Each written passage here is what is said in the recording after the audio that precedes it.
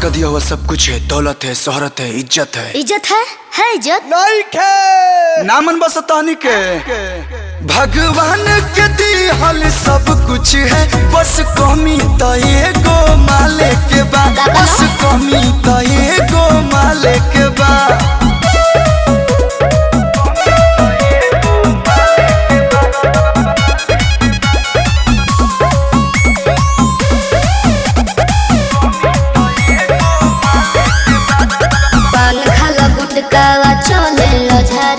बीच मांग फार के है, बीच मांग फार के चढ़ल का पार बाबा भूत तोहरा प्यार के।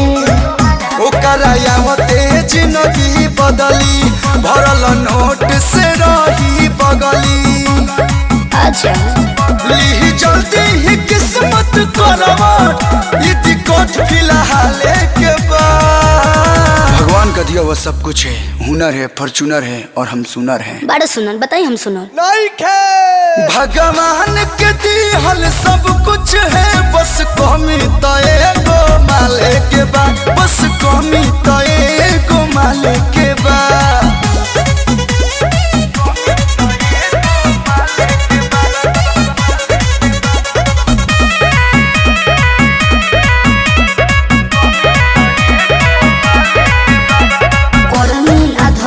कलुगा हीरो गिरी हम से तेरी तो होए से तेरी, आंसू फिरी आंसू खोजल खाली कॉन्फिडेंस के लेवल बहाई, रात हमर हो एक दिन आई, परमानेंट बनैती तोहके लछन तक लेके बा।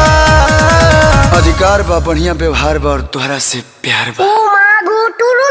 भगवान के दिहल सब कुछ है, बस कमी तो एगो माले के बा, बस कमी तो एगो माले के बा।